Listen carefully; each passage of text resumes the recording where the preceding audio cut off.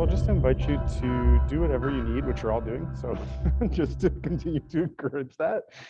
Use the restroom if you need. It's out in the hallway. Is that correct? Yeah. And feel free to, get up and leave during practice if you need to take care of your body in that way.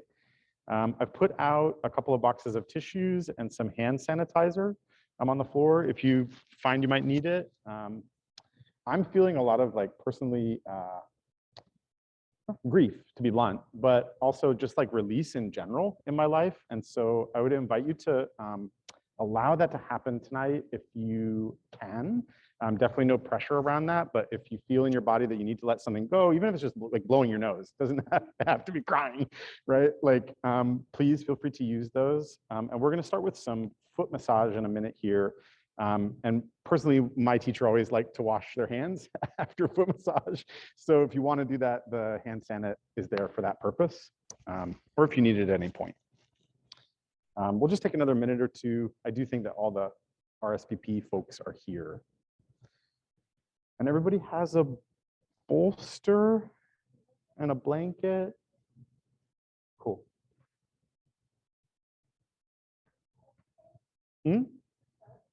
Yes, great.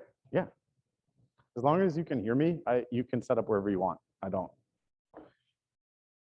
very little. I don't have a need to be seen for this. And I don't suppose that any of you will need to see me very much either. For online too, if I'm not doing a shape, it sounds like Kim is offering their shapes for online. So feel free to check that out if I'm just sitting and talking and you need a visual reference. Yeah.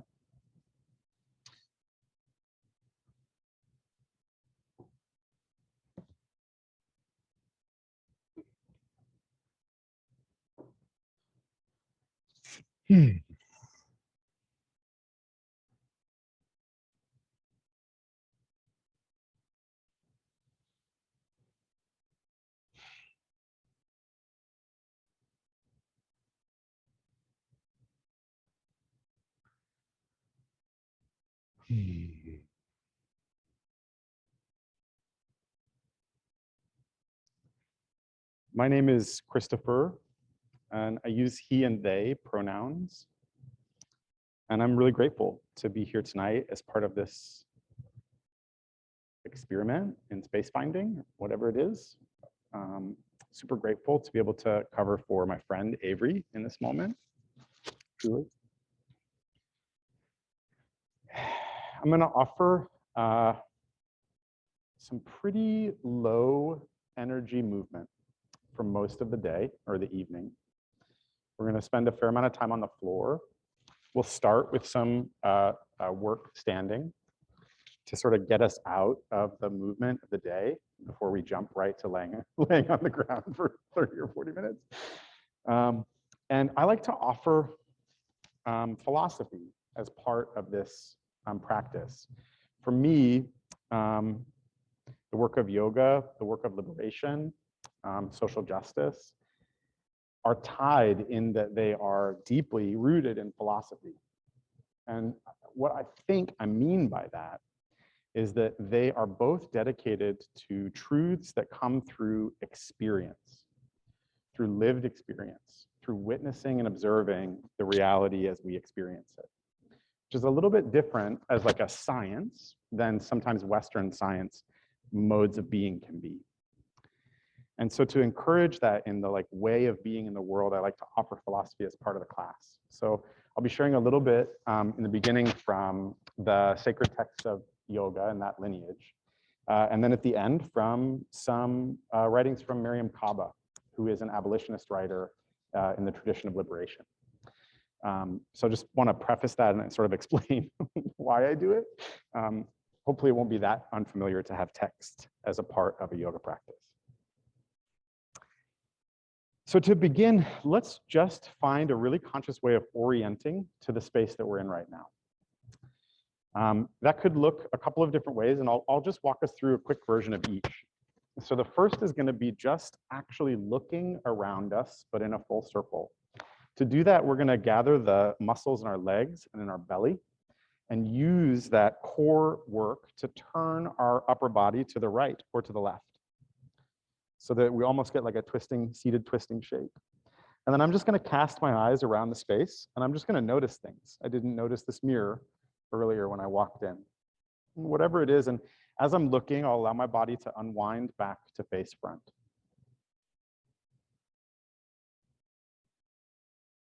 I'm hoping to notice my breath a little bit too as part of that time. And then again, gathering those deeper muscles and turning the body to the other side, whichever way it was. And just seeing what I see.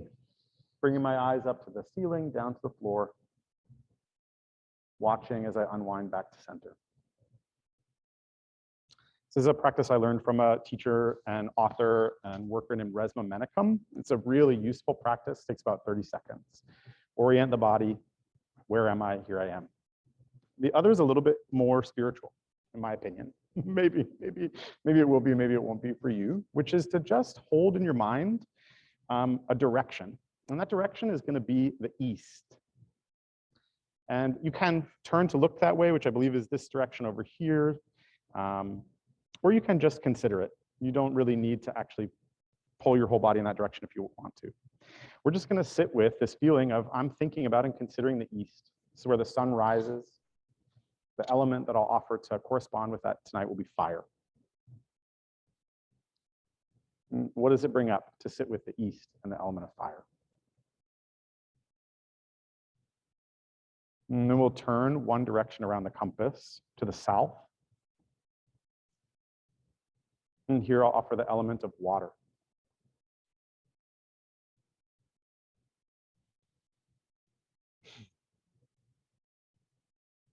And turning once more to the west, the element here will be earth. What does that bring up? What is that contacting? And turning then to the north, and the element of air.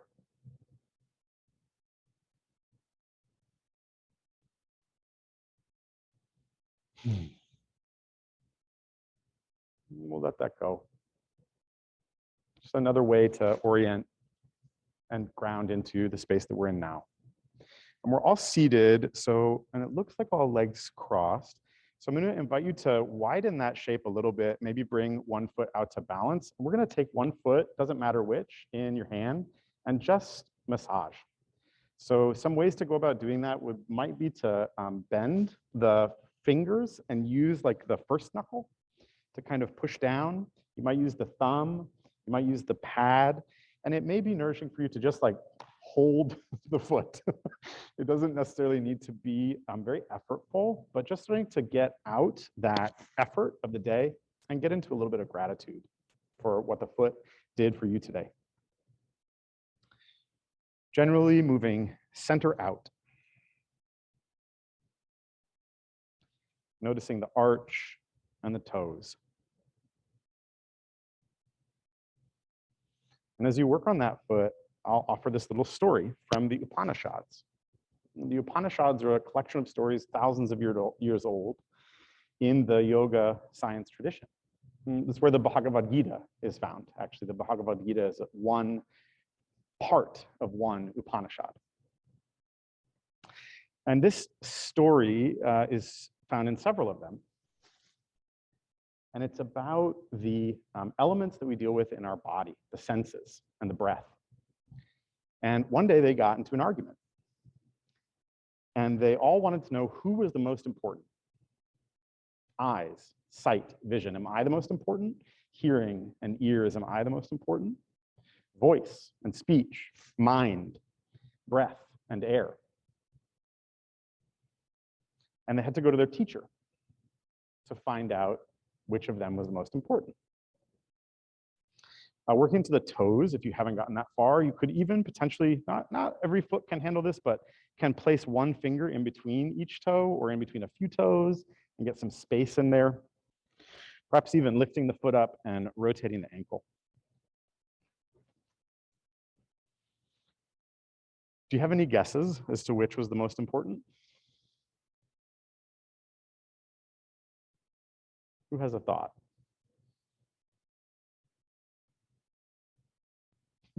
No. I won't spoil it too far. It's breath. So what they find out is that the body can exist. And we'll switch feet now. Come into the other foot. Starting again in the center, starting to work your way out, maybe just holding. That speech can leave and the body still operates. And speech then can come back and they go, oh yeah, we missed that you were gone.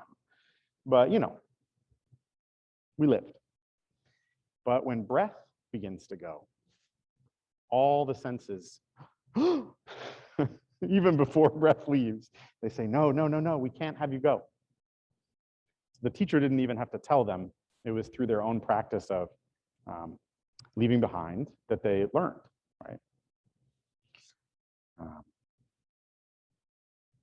I'm going to read just one little verse as you finish this work on the second foot. And the word that they use for breath in this verse is prana, or pran, which also can be translated as vital force. This is from the Eknath Eshvaran translation of the Upanishads, which I'll have up here if anybody wants to check it out at the end of class.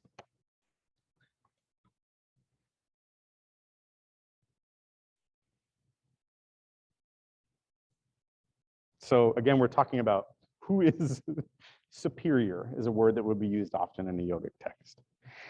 To demonstrate the truth, prana arose and left the body, and all the powers knew they had to leave as well. When prana returned to the body, they too were back.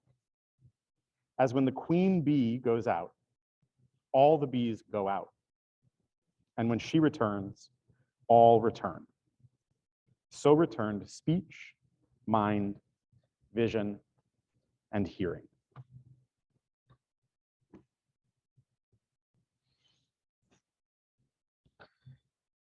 My offer today for a contemplation would be this about the breath. Contraction and expansion. If you have something that you're working with today, feel free to leave what I offer, but I'll mention that a couple times throughout. Where am I contracting?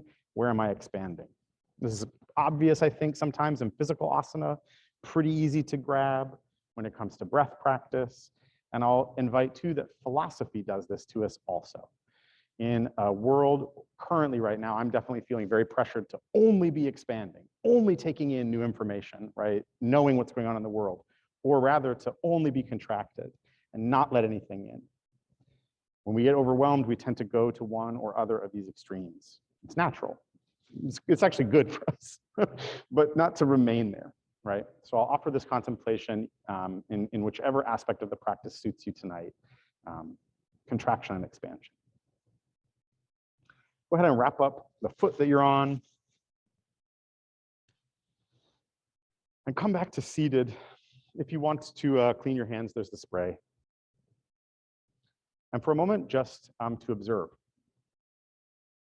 What's different? We've been sitting here, contemplating, massaging, breathing together. Where am I now?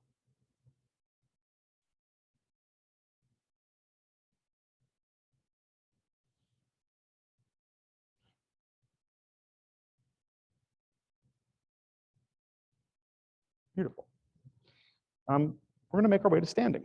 So we can do this as slowly as you like, in whatever way you want. My knees and legs get a little creaky, and I need to tap them to bring back some life. I've been sitting cross-legged too long.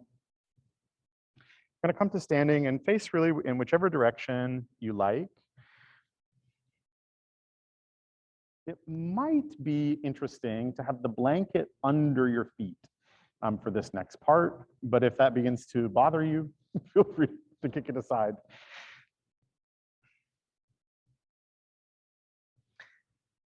We're going to start with just exploring the feet now that we've massaged them. So you might rock from side to side. You might try to feel into the texture. If you have socks on, maybe removing one sock, maybe exploring both socks off. Both socks on is fine too. just trying to get some stimulus and exploration into the feet, where they're at. Forward and back, circle even. Stillness. Oh, I like that. Avery's going up on tiptoes. That's nice.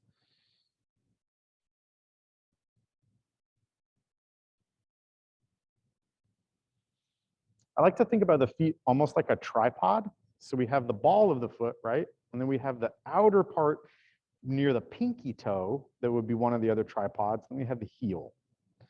And can the weight be evenly distributed there? Can the ankle be easy? Bending knees might help too. That's beautiful. Getting into some of that.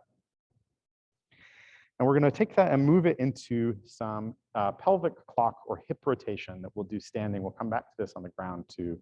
So I'm just really like a pendulum, going to let my hip center just circle. Maybe to the point that I feel stretch on the hip and abductor, but really more just to like find center. And go the other way. And what's happening with the jaw and the breath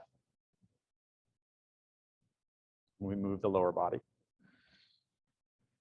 Good, coming to stillness for a second. And maybe doing like straight out side to side, like 3 and 9 on a clock face. How is that different? Coming to center, straight back and forward, like 6 and 12. Now this is a little sacral release technique that uses the legs. I'm gonna take my fingers and I'm gonna find the like crease here in the front part of my body where my leg like drops out of my pelvis, right? The leg kind of like goes up there. And I think I have to palpate to be like, wait, where do I bend, right? So we're trying to actually find where is the hip hinge? Because in my impulse always, at least, is to put it about 2-3 inches higher. I want to like bend my belly, but what we're actually looking for is a little bit physiological, typically is lower than that, right? So I'm going to put my fingers there so that I remember. And then this is tricky, but at least it's for me. But very easily, I'm going to lift one knee, but try to just hinge it at that low spot. Is it making sense? You do have to change the weight on the foot, right, to get the leg up. Just a couple knee raises, good. Rest for a second. Maybe move in a circle. No, try a few more.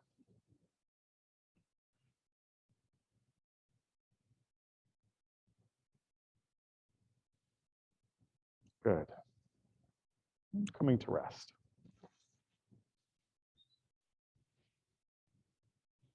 So we have 2 options for the next thing, which is we're starting to get into like, hopefully, some sense of like feeling the body from head to foot. So we're going to do a little release practice now. So your options are to shake or to twist. So shaking looks like I'm going to plant my feet, I'm going to bend my knees, I'm going to think pretty long and tall, and I'm actually going to like really shake my body to the point that it would disturb my voice, right? You can hear it there. So that's one option. Let's bring that to a rest now. Thank you all for trying that. And the other is to twist like a kid on a playground. To do this again, I want to have some buoyancy and flexibility in my knees, and my opposite heel might come up. And I want the arms to be long and heavy and flap and bap me on the butt, on the front hip, whatever. So those are the options. Maybe try both, shaking and twisting.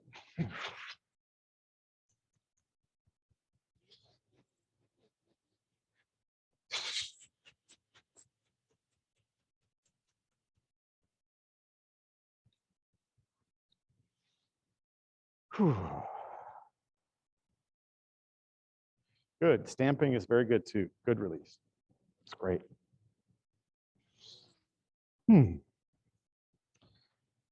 whatever you've chosen to its own little resolution, just inviting it to stop.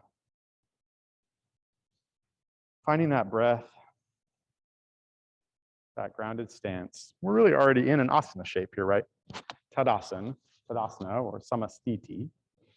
We've already found it. Just bringing the mind from feet to head or head to feet. Little scan. Good. So we're going to take some asana practice, or poses, shapes or poses together. We're going to do Surya Namaskar, which is a pretty traditional pattern of poses. Often, down dog or Ardha Mukha Shavasana is done in this. And I'm going to invite that you don't do down dog tonight. If you're like, this person up here telling me not to do down dog, go ahead, you can do it. But I'm going to invite Balasana or child's pose in that same space. So it's a similar down facing shape, but a little bit more restorative. And I want to work with bringing the energy down rather than up. But if you are like, I got some energy in me and I need to burn it before I relax, like this yoga teacher is telling me to do right now, go for it. Totally allowed. We're going to do 2 slow rotations through these poses. And Ardha Mukha Shavasana or down dog comes like kind of like in the middle of that. So I'd invite you to lay a blanket across the, maybe like the middle-ish of your mat. This will be for your knees because we're going to be in kneeling pose or Anjali Asana. And then have blocks at the top of your mat.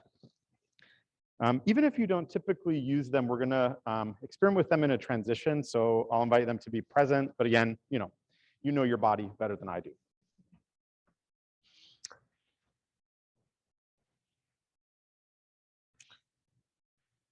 So to begin, coming back to that 2-footed stance, Tadasana or mountain pose. Samasthiti, they're pretty much the same traditionally. Samasthiti is called same or easy stance. I like a little bit wider feet. Traditionally, this would be feet together. Up to you and your body what you prefer.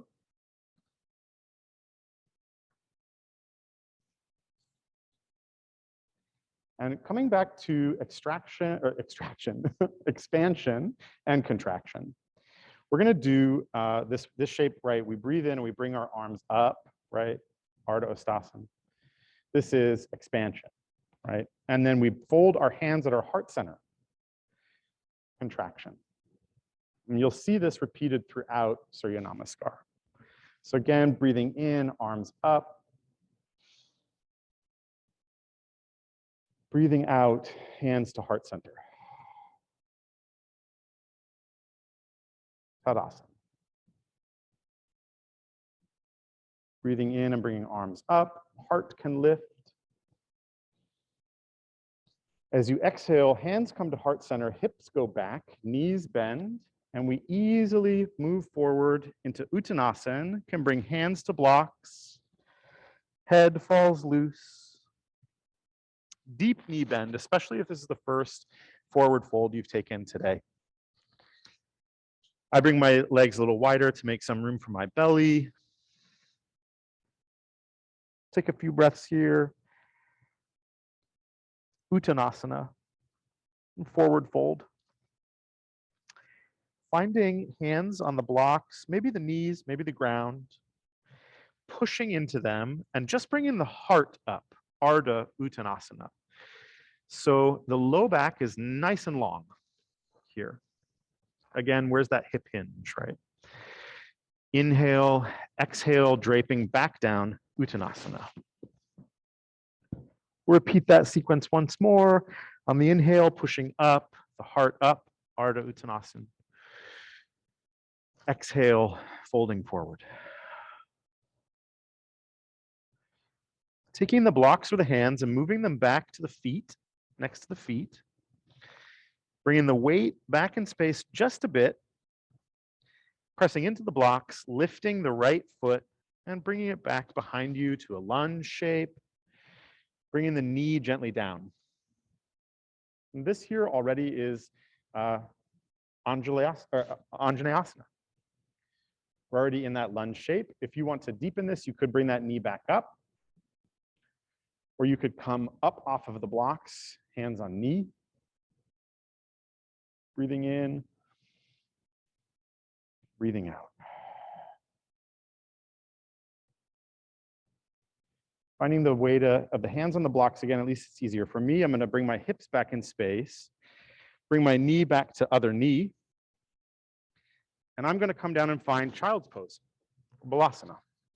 This would be down dog's spot in the rotation if you wanna take it. Breathing in child's pose and breathing out.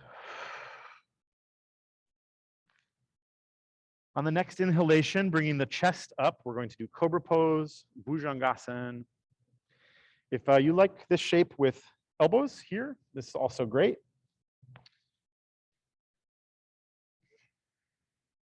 Keeping the butt engaged, glutes engaged to help support the low back in this shape. Breathing in, and as you breathe out, butt goes back to Balasana, child's pose.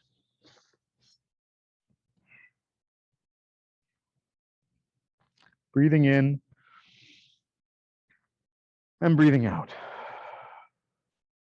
Coming up to hands and knees. I'm going to gather my blocks again.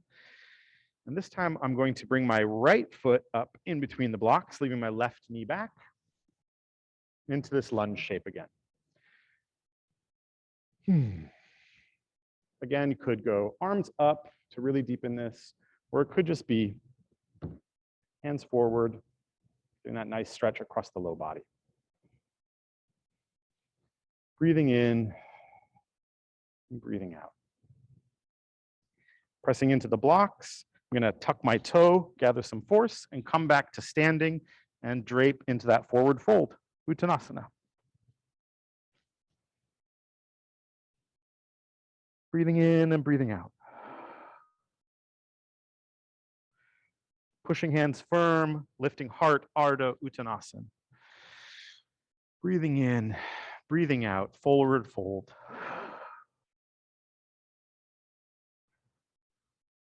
With the next breath, you're going to breathe in, drop the hips very low, bent knees, and from here, push into standing. Arms up, hands to heart center. This is one sequence through a basic Surya Namaskar. We're going to do that rotation once more. Okay, just one breath per shape this time. Anybody any questions? Good, a yawn, beautiful. That's it. I love seeing yawns. It's a beautiful release for the nervous system to get a big breath like that. Feeling into the ground, into the feet, and with your next inhalation, arms up to the sky. Hands to heart center, butt goes back, falling forward into Uttanasana. Pushing into blocks, heart comes up, inhale. Exhale, forward fold. Blocks, go back, weight shifts back.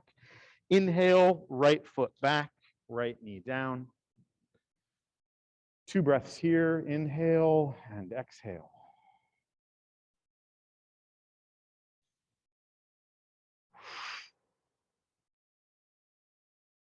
On that third inhale, I'm going to bring my knee back and we'll come again towards the ground into child's pose.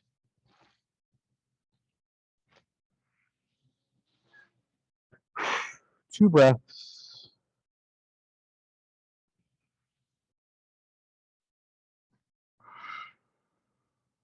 On the next inhale, pushing the chest forward and up. I like to tuck my toes so that I have that nice connection to the ground behind me, stretching the front body, expansion, breathing in, breathing out, and contraction back into Balasana, child's pose.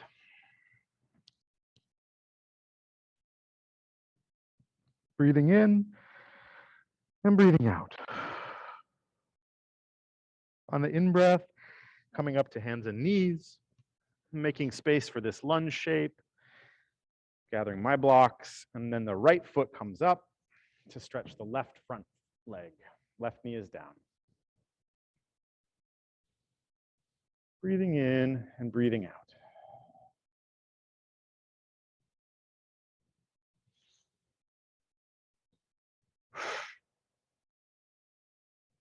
here. I'm going to lean forward, get that strength, and I'm going to bring my back foot to meet my front foot. And forward fold.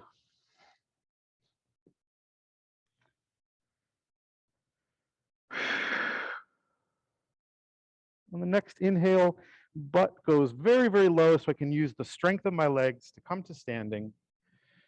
Arms up and gather into the heart center. Beautiful. Again, just an opportunity to notice what feels different in the body in this moment. One of my teachers, a shared teacher with some in the room I know, said this thing in class the other day that I thought was incredible. She said, observing the effects of my actions is accountability. And I thought that was amazing. Angelina said this. I notice what I do, and that's how I create accountability. And it's a beautiful practice in yoga asana to say, I did these shapes. How do I feel? What did they bring me?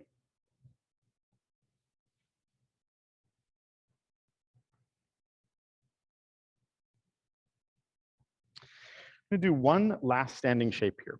And for this, if you are on a blanket, okay, good, you're not. I would say come off. We're going to work with Virkasana or tree pose.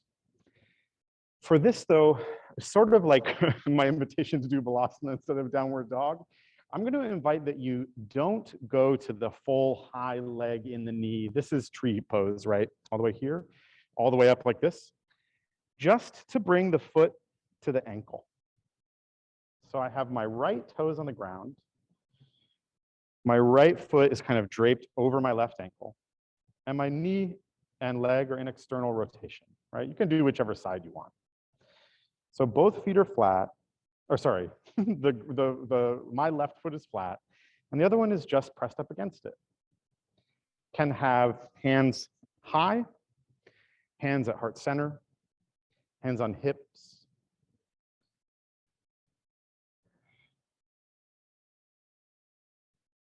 And here I'll think back to that direction of the west, of the earth. Can my energy go down below me, through the floor, and up above me?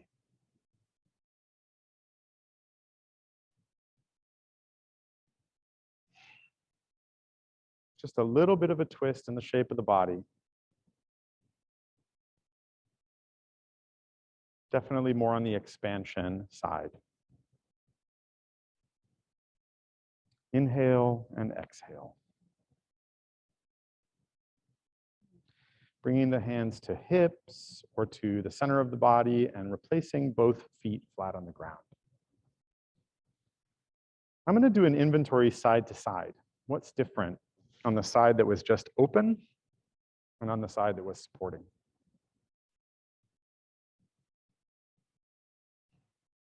And then I'm going to draw, for me it was my left foot was down before, so my right foot is going to anchor, and my left foot will just kind of hug the inner ankle of the right leg.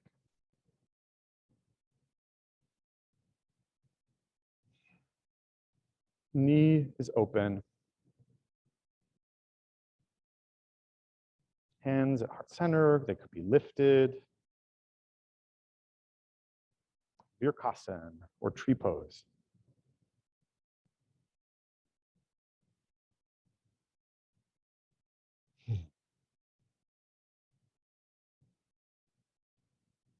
One of the things that always comes up for me is balance and stillness, right?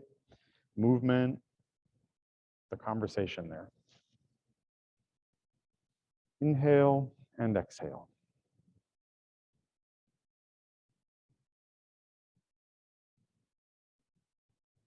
Hands to hips to stabilize and bringing the foot back to the ground.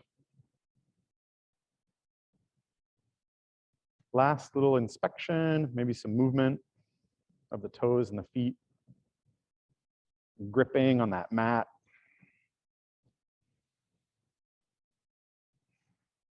Good.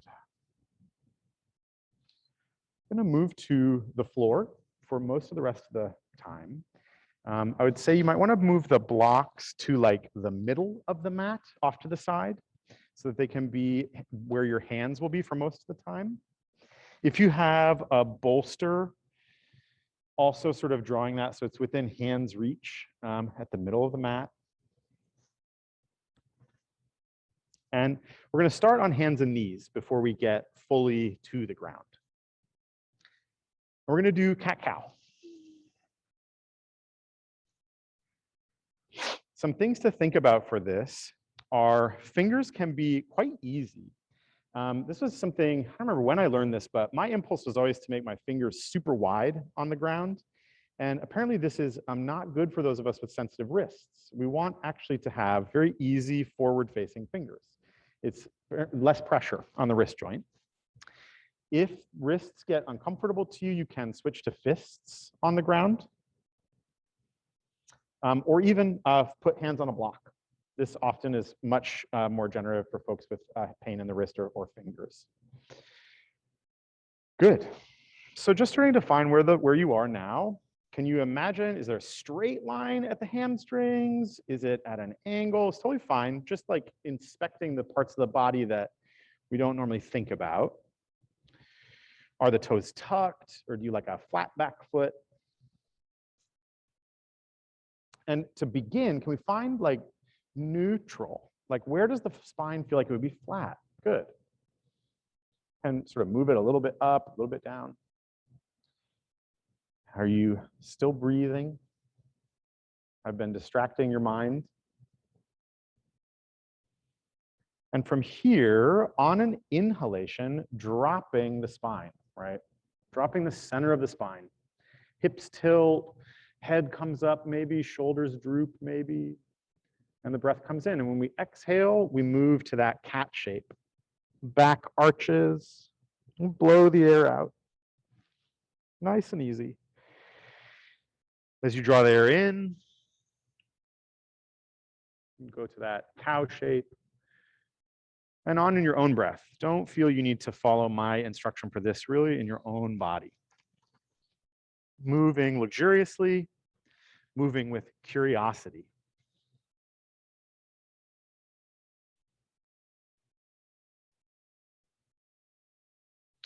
You might rotate your torso in a circle. An image that I like for this is, I imagine I'm inside a barrel, and that barrel has honey on the inside of the wood, and I'm trying to scrape that honey off with my torso. Good. Using the breath, breathing the back up and arching around. Now switching the other direction, if you're finding that circle. Good. How is that circle different in the hips and in the shoulders? Good. One last variation here, allowing the body to come to a neutral spine, supported. We can engage that low belly, helps with that neutral spine. And then I'm going to bring my right shoulder to my right hip. So I'm going to like do a side twist. And then my left shoulder to my left hip, but I'm going to keep my back neutral as much as I can. Good. Couple breaths in that shape.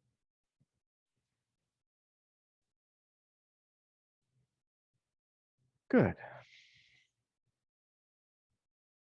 Letting that come to an easy resolution. And you can come to lay on your back on the mat after that. I would say if your blanket is long enough, maybe bring it under, like lengthwise like this, and give yourself some padding that doesn't necessarily put like a line in the middle of the shoulders or something like that, you know? And if that's too weird, or you'd rather have the blanket on top of you, you can just be straight on the mat. Blanket, like a little bit of blanket weight on the chest can sometimes be really great for down regulating. It's just like gives a nice like soothing thing. You might also use a bolster for that at some point. If you're like, I'd like to go a little bit deeper in, laying something across the chest.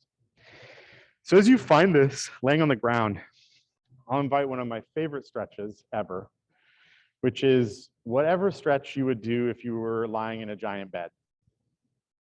Like a big baby, child, human animal. What can you stretch? What would you do? Maybe you would just lay there. That's cool. Maybe you just deepen into release. Or maybe you would twist or turn or get a long X, whatever. Maybe your neck wants to roll. Good, maybe your legs want to move. Just checking in with the intuition, like, hi body, what do you need right now? What would be nourishing? And then once you've experienced something there, bringing the knees up and the feet on the mat. If you have socks on, it might be helpful to just pull the sock so that your heel is out. It'll help you with traction. This is a shape called constructive rest. It's one of my favorite shapes in the world. I love laying on the ground with my knees up. And we're going to go back to that pelvic clock that we did earlier. So I'm going to invite you to rotate your hips, your pelvis, in a circle, almost as if there was a clock face that was facing the ceiling. And you were just doing a circle. Your knees will move. That's great. You're doing a circle around the face of the clock. It might be easier to start with like just 12 and 6, or just 3 and 9. And what we're getting here is some release on the sacrum, which is basically the contact point on the floor, the bottom of our spine. Good. Feel free to just explore whatever feels good there. If you've gone only in one direction, just go back in the other way for a little bit.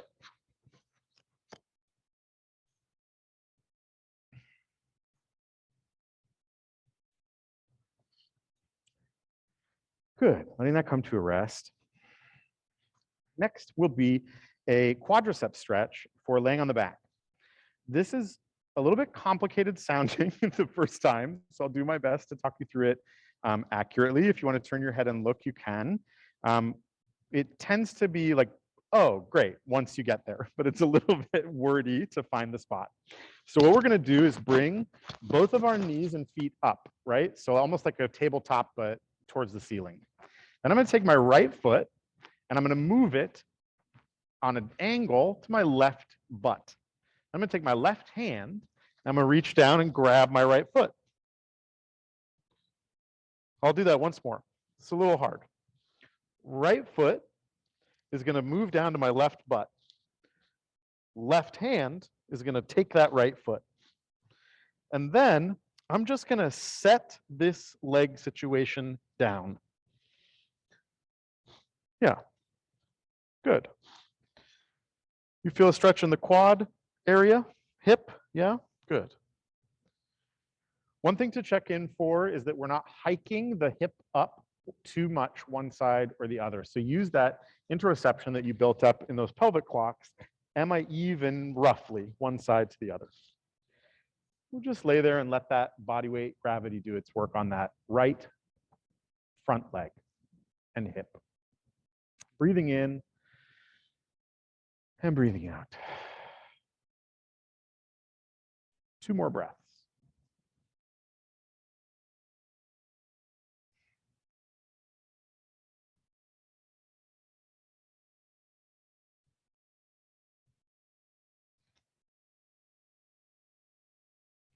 Letting the hand go of the foot, letting the pose soften, and then however it works for you, bringing both knees up, both feet on the ground.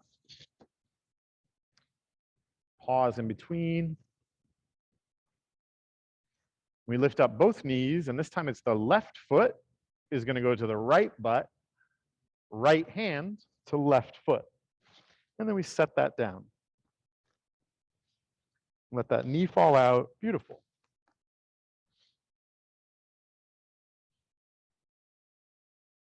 Breathing in and breathing out. 2 breaths.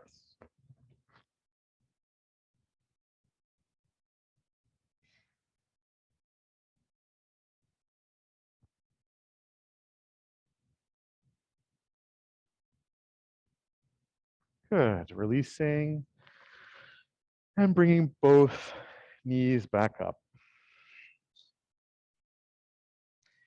Reaching with a hand and finding a block.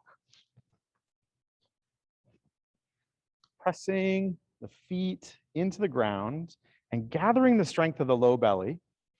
You're going to push up into a bridge pose, bringing your hips up into the air and slip the block underneath the sacrum. Then allow the hips to fall back onto that block. Kind of adjust it wherever you like. I prefer this personally on the first height, which it looks like most of you are doing. If you need it to be on the second height of the block, that's totally fine. This is Setu Bandha Sarvangasana, or supported bridge pose, prep technically. We're going to be here for about 3 minutes, really letting the weight of the sacrum be held by the block.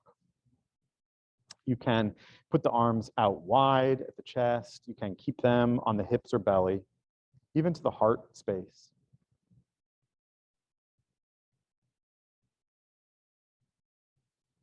What is it to let the sacrum be held?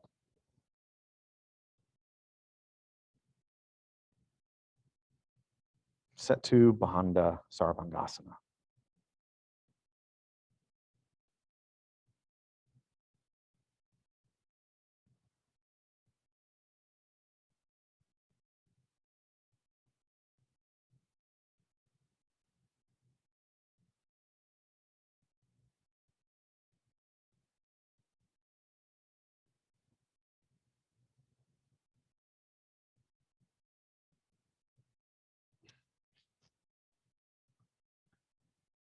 If the mind begins to wander, that's what it does. The mind is very good at wandering. Back to the day or to something later, just invite it back to the breath. Say, I see you, mind.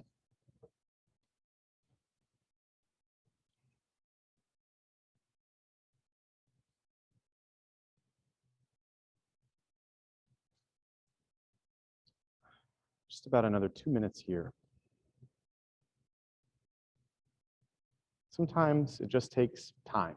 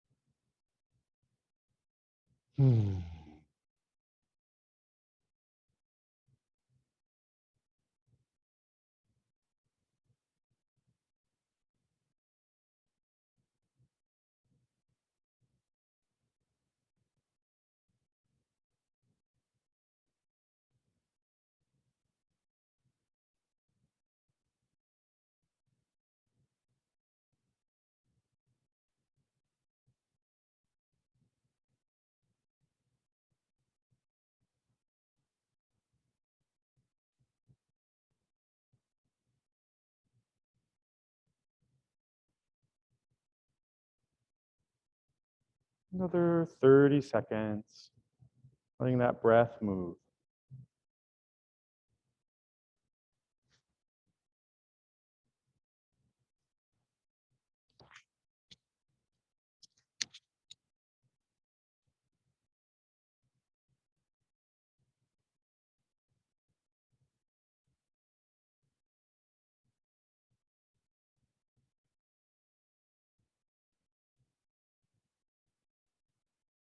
It's coming up for me again, this direction of earth.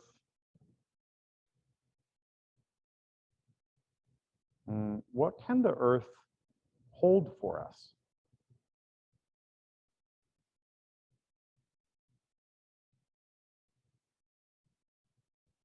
Earth is often talked about in meditation like an anchor. But I think also the earth is a vessel for us.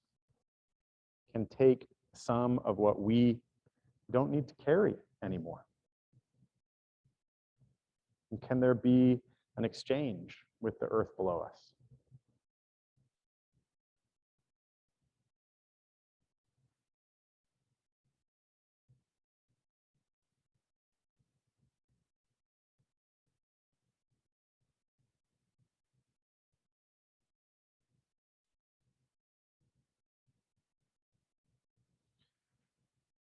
Good.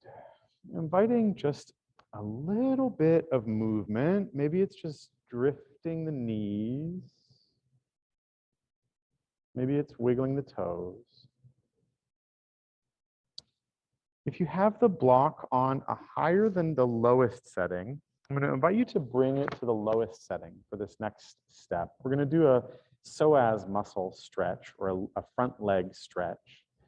And it can be a little intense. So we want the block will help us find this shape, but it can be a big front opener with the block too high. The psoas is a muscle that crosses the center of the body, runs from the lower back through the pelvis into the inner leg on both sides. We have two of them. Often one of our psoas will be a little bit shorter or longer than the other, kind of like our feet, how they tend to be slightly different sizes. And one of the things that the psoas is great at is protecting us in moments of danger. It is one of the reasons we can flex and run and move and defend so well. But like with other things, it can be left on, especially in chair sitting. Can happen if we do a lot of driving or sitting in a chair. So this stretch is to invite some length and some openness along the psoas. And it can be very intense, especially if you've never stretched it before. So I invite you to just trust your own body. And if it's feeling uncomfortable, you can move away from what I'm offering. I'll offer a couple of different ways to deepen this stretch. So we're going to do the left psoas first. So to do that, you're going to take your right knee and drift it up towards your chest, almost like a child's pose, but on your back. Exactly. And then you can hold that knee with one or two hands, just gently holding it in space above your belly. And from here, very, very gently and slowly, taking the left heel and extending it into the air up off the block. Like it will find the ground, but you want to start in the air and start to lower it with the leg nice and long towards the ground. And you should feel pretty immediately that center body stretch of the psoas. If you can't get all the way to the ground, that's okay. It's totally fine to have this shape with the heel in the air. If that feels frustrating, I would say pull the block and do this shape just flat on the ground. Good, breathing and lengthening. We're trying to lengthen down from that spot we found earlier when we did the leg lifts, but up in the belly, and the chest to be open, the jaw to be as easy as it can be, and the breath to flow. We'll be here another 5 or 10 seconds. One more good breath.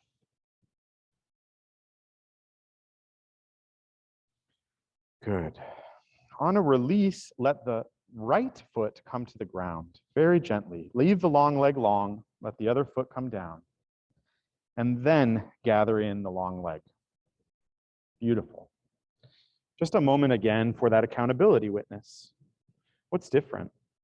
What is it to stretch that leg in that way? Good. Gathering the left knee, we'll do the right leg. So again, sending the heel out high and long into the air, and then allowing it to slowly find the earth. That nice stretch across the front body. You might even experiment with, like, what if I move the heel a little bit to the outside, a little bit to the inside, internally or externally rotate the leg. That would look like taking like if the knee is a headlight and you wanted to move that headlight across the ceiling, that would be how you would internally or externally rotate that leg. Beautiful. Again, length and breath can feel very intense. I'm going to breathe into it and find ease.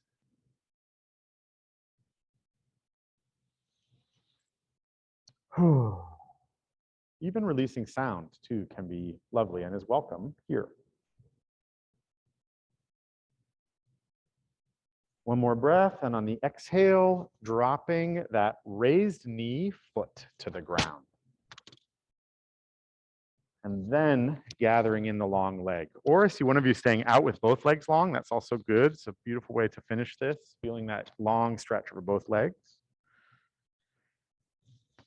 Gathering the feet up, pressing into the feet, lifting the hips, removing that block, and very slowly bringing the sacrum back to the ground. Sacrum has been up for a while now. So just letting that be a curious space. What is that like to remove that support? Here is where you may want your bolster, or you may want your blocks in some version. We're going to do side twists, one to each side. And some options are you could put the bolster like basically right next to your body, and you're going to bring your knees to rest on the bolster. That could be what one could look like. Or you could put the bolster in between your knees as you move both knees to the side. Or you could use just a block. Lots of options. So you pick your side. It doesn't matter which. Set your support up.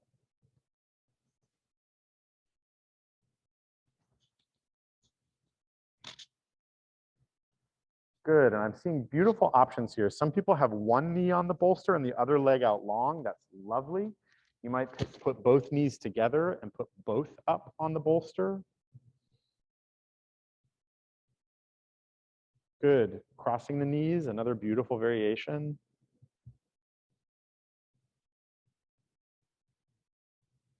We'll be here for maybe 3-4 minutes. You can use one block under your head. And then options for the upper body are to actually like embrace this side stretch, almost like you were going to go to hug the bolster. It's totally fine. Or you could unfold the flower of your chest away from the bolster, from the support. Finding that turn and that twist in the low belly first. What if the sacrum was where that opposite twist started? So that it's not just chest yanking, but the whole belly, the organs, the lungs, the heart into the arm.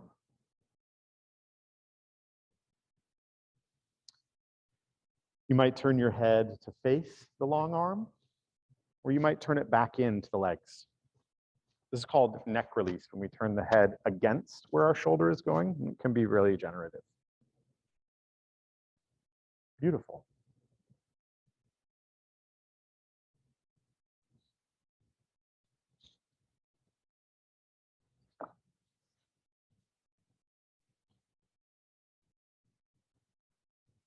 Willoughby, can I offer you something underneath your back?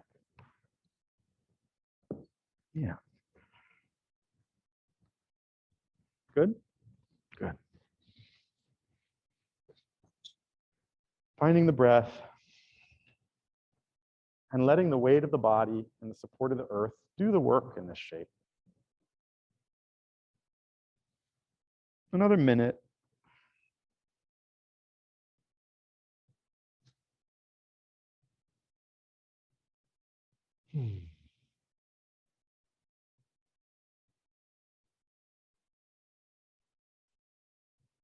Good.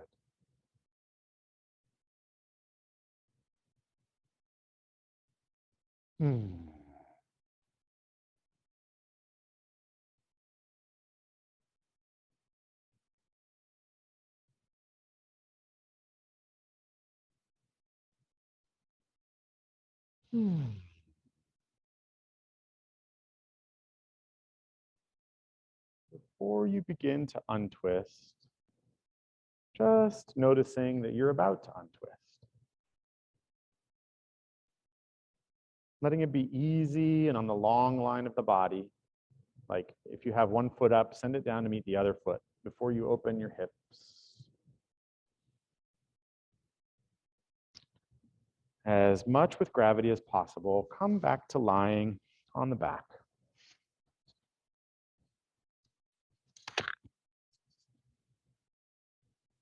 Little moment of gratitude for that first twist and the props you found, or maybe what you found inside.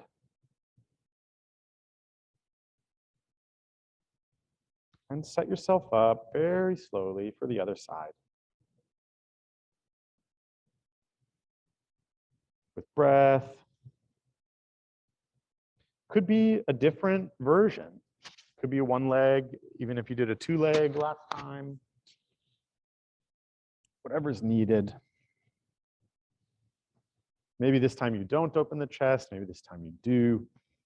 This will be behind you if you need it, okay? Here.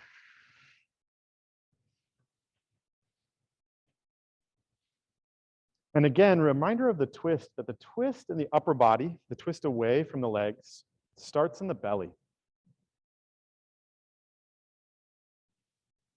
And we open the upper body up.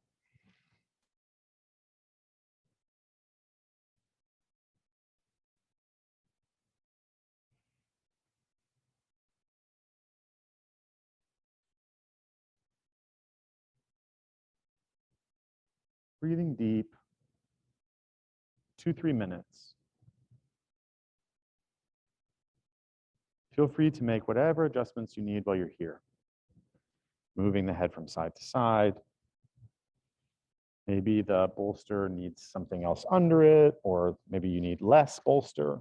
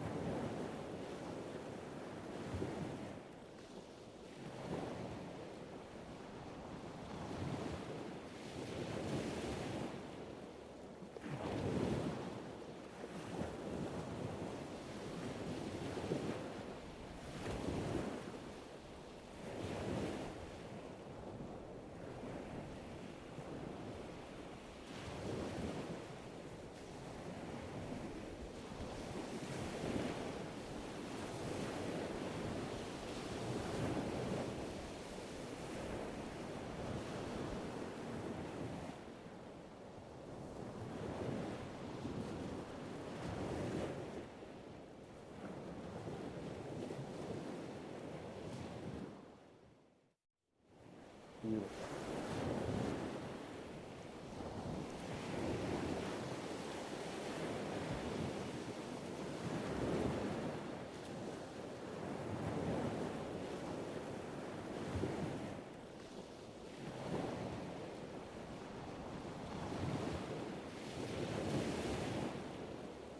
You're about to unwind, so before you move, just picturing it.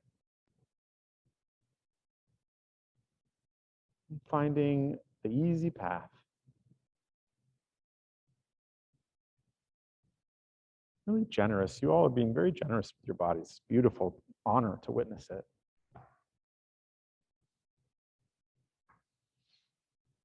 And finding yourself laying flat on the back. Can have the knees up, can shove props out of the way.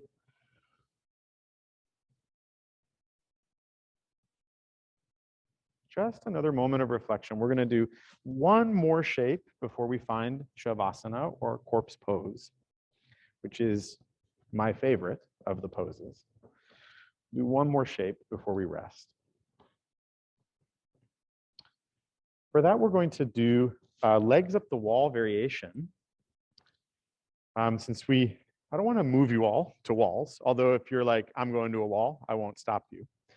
But we can do this by simply supporting the hips, almost like we did with the block earlier, but with a bolster underneath our low back. So whatever that looks like for you, and I have an extra if somebody needs, I'm just going to show you all what it looks like real quick. Avery's finding it there too, is just to find a real big drape and the legs go up. This is it. Legs can be bent knees. They can be long and straight with flexed feet or easy pointed feet. There can be movement or stillness.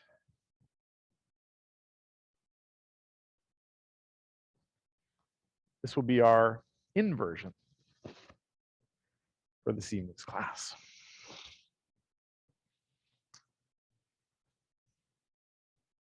We'll be here for 3 minutes. And if it becomes effortful, and we remember there's a famous yoga sutra, which is sort of like instructions for yoga, that says we want to have a balance of effort and ease in all of our shapes. So if there's too much effort in this, I recommend bending the knees. And you'll still get much of the same effect, but without quite as much musculature needed to achieve the downward pressure. Just a minute or two here left, 2 minutes left.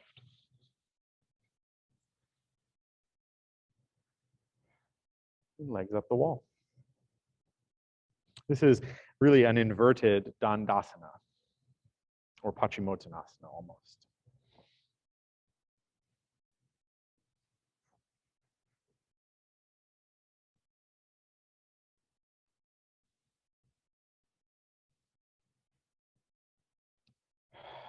Invitation to bring the breath to sweep along the whole body. Inhale, sweeping the back body from feet to head. Exhale, sweeping the front body from head to feet.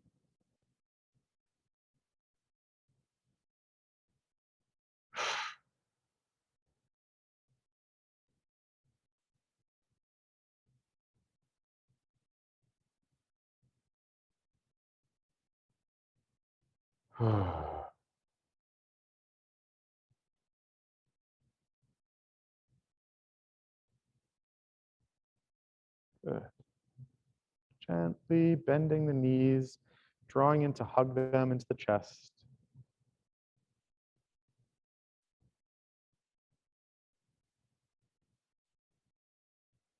Finding one side to slightly roll to and roll off the block or the bolster.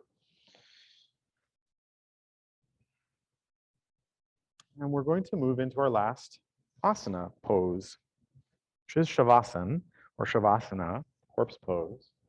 Some options for this would be bolster under the knees. This is really nice for the front body that we stretched very deeply earlier. Another option could be a block under the head, or a folded blanket under the head, or a blanket over the body.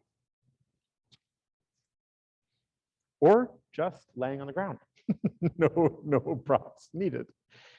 Go ahead and set yourself up.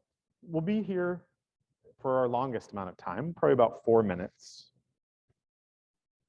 And at the end of this time, you will hear me ring a bowl, a singing bowl, and then you'll hear my voice. I'm going to read to you a little bit from Miriam Kaba, and then I'll invite you back into some awakening movement.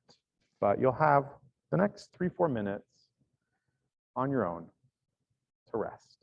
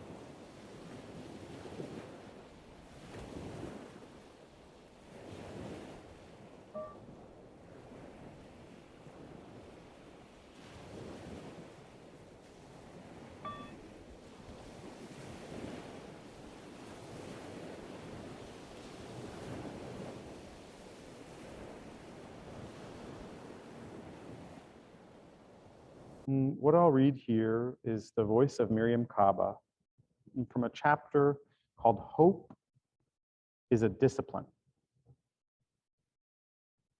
I always tell people, for me, hope doesn't preclude feeling sadness or frustration or anger or any other emotion that makes total sense. Hope isn't an emotion, you know? Hope is not optimism. I think that for me, understanding that is really helpful in my practice around organizing. I believe there's always potential for the transformation and for change. And that is in any direction, good or bad. The idea of hope being a discipline is something I heard from a nun many years ago who was talking about it in conjunction with making sure we were of the world and in the world. Living in the afterlife, already in the present, was a form of escape. But it was really, really important for us to live in the world and be of the world. The hope that she was talking about was this grounded hope that was practiced every day. I bowed down to that. I just choose differently. I choose to think a different way, and I choose to act in a different way. And I don't take a short-term view. I take a long view, understanding full well that I'm just a tiny little part of a story that already has a huge antecedent and has something that is going to come after that.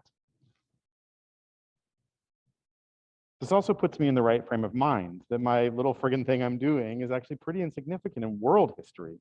But if it is significant to one or two people, I feel good about that. If I'm making my stand in the world and that benefits my particular community of people, the people I designate as my community, and I see them benefiting by my labor, I feel good about that. That actually is enough for me.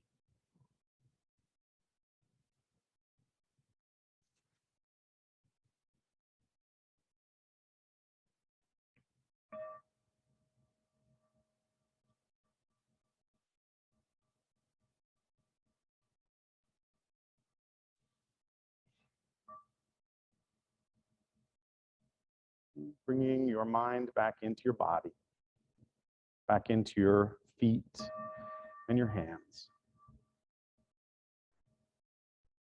Wiggling your fingers and your toes, and your wrists and your ankles.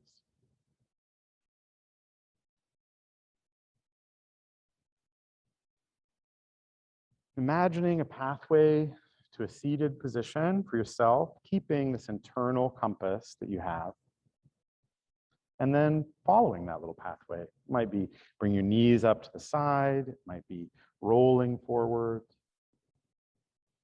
stretching and loosening, really enjoying your body on this little journey to a seated position, and keeping, again, this internal gaze.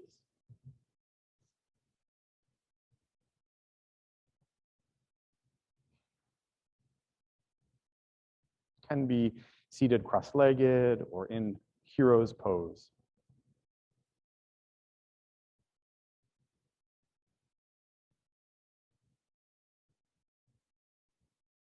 Finishing this evening in gratitude, my gratitude for you all, for your presence with each other and in yourselves.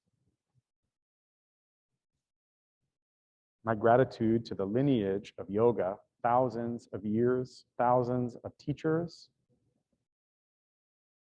from a different culture than that which I call home. And I hope to honor that and witness it. These practices of another land that have been offered to me and to us, my teachers and their teachers before them. And my gratitude to the indigenous stewards of this land on which we now live. And my hope that we might recognize their wisdom.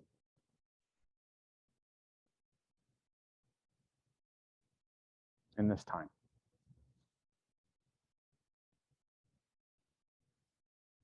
Thank you.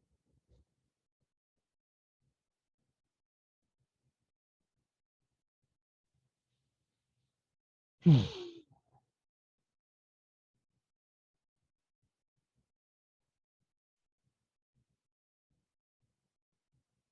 you're interested in the books that I read from, they'll be up here. If you just want to stay internal and pack your things and leave, that's totally wonderful and good. I hope you all have a safe journey back.